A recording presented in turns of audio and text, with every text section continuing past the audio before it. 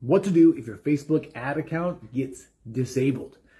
First of all, I'm Christopher Small. I own a law firm. I run Facebook ads, Google ads, make a lot of content like this, and I just want to teach you and help you. So today, my Facebook ads account got disabled permanently. I have no idea why. I tried to talk to them. They gave me the cold shoulder, and I thought I would talk to you about the experience in case you are freaking out because your ad account got disabled. First things first, do not freak out. Second thing, which I just learned while I was doing this and messed up, do not hit that automatic review button.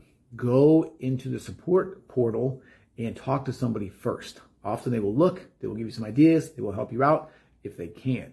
Third thing is just remember this is an AI thing, an artificial intelligence thing. It's not your fault. It's probably going to happen if you're running ads. And fourth thing is just got to go make another account sometimes and get back to work. All right, that's it.